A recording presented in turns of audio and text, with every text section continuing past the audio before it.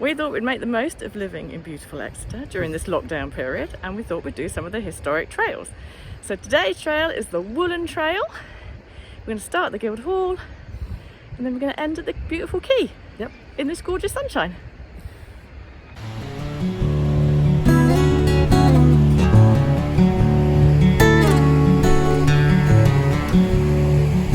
So this is a bit of bonus on our walk. It's not strictly part of the Woollen Trail. This is the mill on the Ex and the mill bridge just behind us here. And it's actually part of the Woollen Trail, sort of, for later on. We'll be talking about Ex Island, and this area, the mill on Ex, is part of Ex Island, the top end of it, where one of the leats goes down into the kind of quay area. So we'll talk more about that later. Okay, so this is the first stop on the Woollen Trails, is the Guildhall. Yep. And it's the centre of the wool trade. 800 years old. Yeah, and it's a centre of commerce in general. Yeah, and it is still open, but obviously not at the moment. But it was hugely important for Exeter. So our second stop is going to be St Nicholas Priory.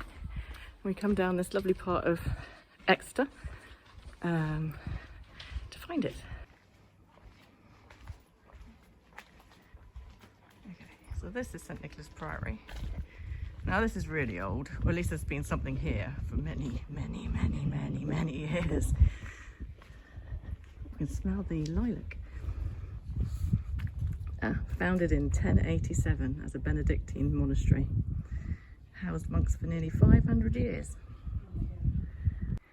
So this building is part of the Woollen Trail because two very important merchants lived here during the 18th century.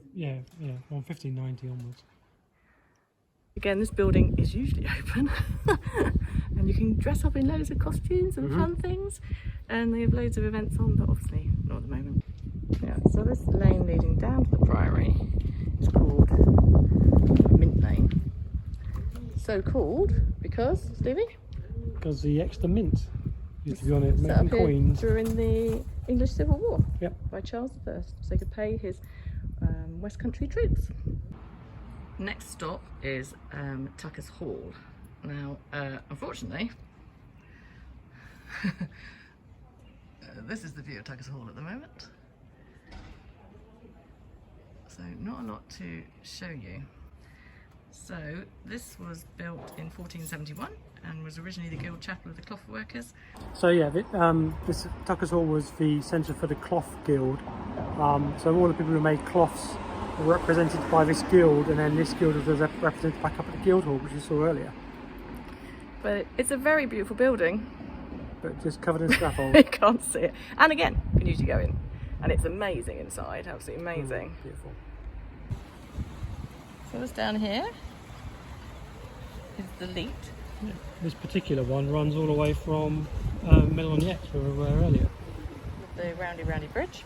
Yep. And this goes down to the quay. Goes down to the quay, which we'll see is where more. we're going to go later. Sorry, we're actually going to head down here, which is 4th Street, which is a pretty pretty street. Very quiet at the moment.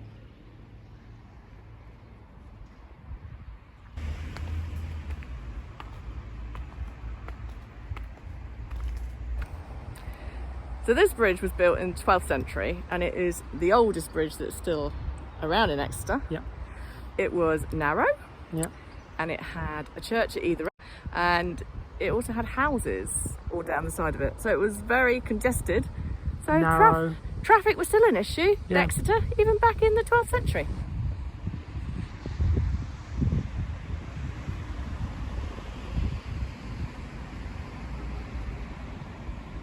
So this is one of the churches, St Edmund's Church, but as you can see, covered in scaffolding. And we can't go on the bridge.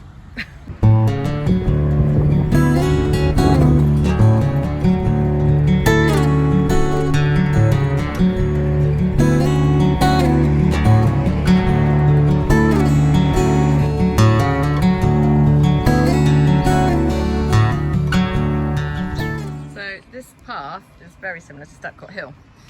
Probably, I would reckon, a similar age. Yeah. Stepcot Hill is a Tudor Yes. Tudor Street. And I reckon this gully down here is for sewerage. Yeah, I'm sure it is. I reckon this was stinky. And yeah, there's horses probably going on here. yeah, probably. And it would have run down here, all the way down, probably to the river. So this is more the working bit of the Woollen Trail now. This is the bit where the wool was processed and made for sale, really. And ready to transport as well, I suppose, cleaning it. Yeah, so the mill was used for that. Yeah. And then they had things called fullings. Yeah, so the white building you can see behind us is the mill we were just looking at just now. And that was rebuilt in 1670. But there's been loads of industry on X Island up until very recently. Now it's more residential. Now, fulling is the cleaning of the cloth and cleaning of the wool. Yeah, pounding it, wasn't it? Pounding and cleaning. And also they did lots of dyeing here, which used lots of water, so all the leats and stuff used to flow through here for that as well. So the custom house, which is behind us, isn't actually officially on the Woollen Trail, but it should be, because it's definitely part of the history of the woolen trade in Exeter, and it's a very beautiful building again when you can go in. Yeah, I found something exciting on our Woollen Trail, nothing to do with wool. It's a coffee! It's the little things these days, isn't it?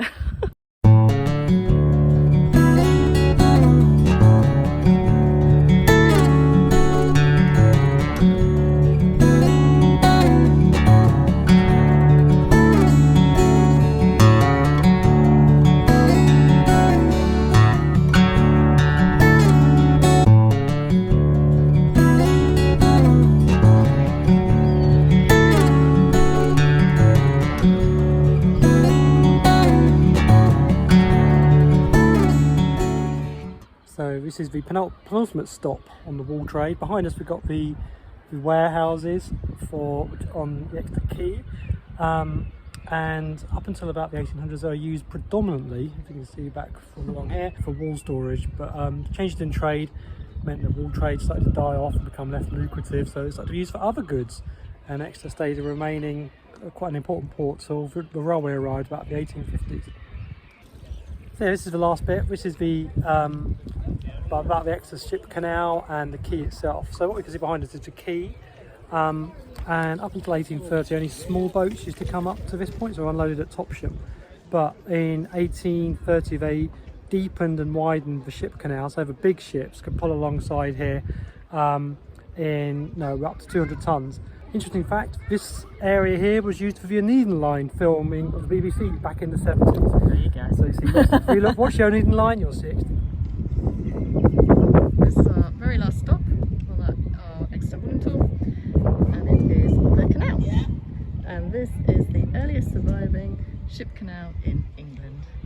And it's very pretty. You can walk all the way down there. That way. Yep, all the way down as far as Topsham. Yep, and it's absolutely gorgeous. What are you doing?